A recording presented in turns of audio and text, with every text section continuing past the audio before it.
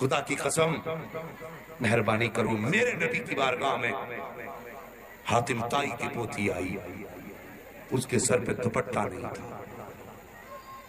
کیا نہیں تھا؟ بولو، سارے زور سے بولے ہیں، دوپٹہ نہیں تھا۔ کہنے لگی حضور آپ بڑے لجپال ہو، مہربان ہو، کریم ہو، آپ کی چوکھٹ سے کوئی خالی نہیں گیا۔ مسلمانوں کے نبی میرے خاندان والوں نے میری ٹوپی، میرا دوپٹہ چھین لیا اور مجھے رسوا کر کے خاندان سے نکالا ہے، کیا آپ کی چوکھٹ سے ایک چادر مل جائے گا؟ میرے نبی نے اپنی مزمل والی چادر اتاری اور اس بیٹی کے سر پہ رکھی نا، تو صحابہ کہنے لگے حضور کس کو پہنا رہے ہیں مزمل والی چادر؟ اس نے تو آپ کا کلمہ بھی نہیں پڑھا، اس نے تو آپ کا دین بھی قبول نہیں کیا اور اتنی عظمتوں والی چادر اڑا رہے ہیں۔ میرے نبی نے فرمایا صحابہ چپ ہو جاؤ، بیٹی بیٹی ہوا کرتی ہے، چاہے کافر کی بیٹی ہو چاہے مسلمان کی بیٹی ہو۔ اللہ اکبر، یہ بیٹی کا احترام میرے نبی نے سکھایا۔ آج ہم ہی بیٹیوں کو پھانسی پر چڑھنے پہ مجبور کر رہے ہیں، ہماری وجہ سے بیٹیاں موت کو سینے سے لگا رہی ہیں۔ یہ دن دیکھنا تھا مصطفیٰ کی امت کو، اور یار بھلے ہی جلد سے کم کرنا لیکن نبی کے کردار کو اپنا لو، نبی کے طریقے کو اپنا لو۔ جلد سے زندگی میں 10 کم کر کے مر جانا اور نبی کی 2 سنتیں اپنا کے زیادہ مر جانا۔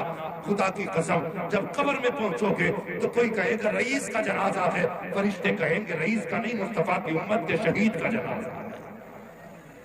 مگر شرط ہے ان کی سنت کو زندہ کر کے مرنا ہے، ہاں ان کی سنت کو زندہ کر کے مرنا ہے۔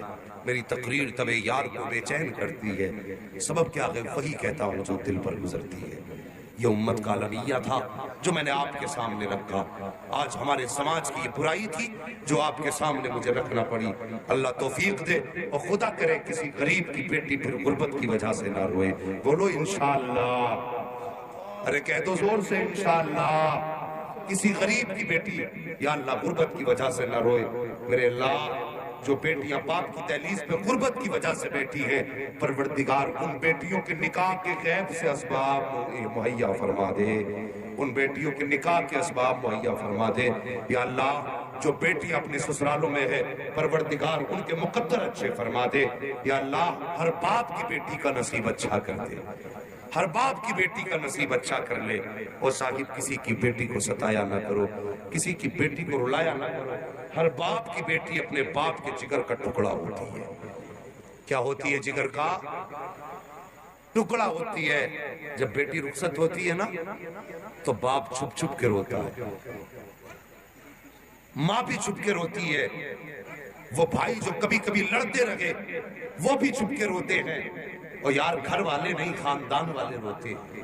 تم نے دیکھا ہوگا ہم قربانی کے جانور کو سال بھر پالتے ہیں، پھر اس سے اتنی محبت ہو جاتی ہے کہ جب ہم اسے ذبح کرنے کے لیے بھیجتے تو کہتے ہیں یار نظروں کے سامنے ذبح مت کرنا، اسے ہم نے 1 سال پالا، اس سے محبت ہو گئی ہے۔ اور یار جانور کو سال بھر پالو تو اس سے اتنی محبت ہو جاتی ہے۔ اور پھر بیٹی کو تو باپ 18 سال سینے سے لگا کے پالتا ہے، اس سے کتنا پیار اس کو ہوتا ہوگا۔ اور جب سسرال کے اندر بیٹی ستائی جاتی ہوگی تو باپ کے جگر پہ کیا گزرتی ہوگی، باپ کے دل پہ کیا گزرتی ہوگی۔ اور باپ بیٹی کا رشتہ بھی بڑا عجیب ہوتا ہے صاحب۔ ایک دن حضرت عائشہ صدیقہ نبی کی بارگاہ میں بیٹھی ہوئی ہے، اچانک حضرت فاطمہ الزہرا نبی کی چوکھٹ پہ آئی۔ ام المومنین حضرت عائشہ صدیقہ نے کہا تھا یا رسول اللہ وہ دیکھو آپ کا جگر کا ٹکڑا آ گیا ہے۔ اتنی بات کہی تھی یا رسول اللہ آپ کے جگر کا ٹکڑا آ گیا ہے۔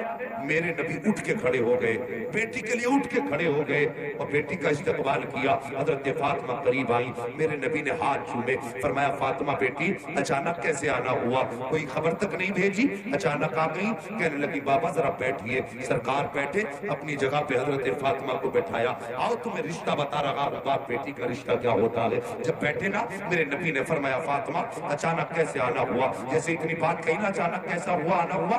نبی کی بیٹی نے اپنے دوپٹے کا ایک کونا پکڑا جس کے اندر گانٹھ لگی ہوئی تھی، آپ نے گانٹھ کھولنا شروع کی۔ نبی فرماتے فاطمہ اس میں ہے کیا؟ اللہ اکبر، جیسی گانٹھ کھولی نا اس दुपट्टे के अंदर एक रोटी रखी हुई थी और छोटा सा टुकड़ा टूटा हुआ रखा हुआ था। अल्लाह अकबर, जैसी खुली आका फरमाते फातिमा ये क्या है? मेरे नबी की बेटी ने कहा था बाबा आज 3 दिन के बाद फातिमा को एक रोटी मिली थी और दिल ने भूख की वजह से ये कहा फातिमा जल्दी खा ले। कहती जल्दी से मैंने लुकमा तोड़ा, जैसी मुंह के करीब लाई मेरे दिल में ख्याल आया फातिमा तूने तो 3 दिन से नहीं खाया है, खुदा जाने तेरे बाप ने कितने दिन से नहीं खाया होगा। कहती बाबा जी इतने ख्याल का आना था, ये लुकमा वहीं रुक गया, मेरे मुंह तक नहीं पहुंचा। अब्बा जी मैं रोटी लेके आ गई हूँ। मेरे नबी ने इतना सुना चश्मा ने नबूवत बरसने लग गए। आका करीम ने रोटी हाथ में ली है, 2 टुकड़े रोटी के किए हैं, आधा टुकड़ा अपनी गोद में रखा है, आधा टुकड़ा हजरत फातिमा की गोद में दिया और फरमाया था फातिमा तूने 3 दिन से नहीं खाया है, तेरे बाप ने तो 7 दिन से एक लुकमा भी नहीं खाया है।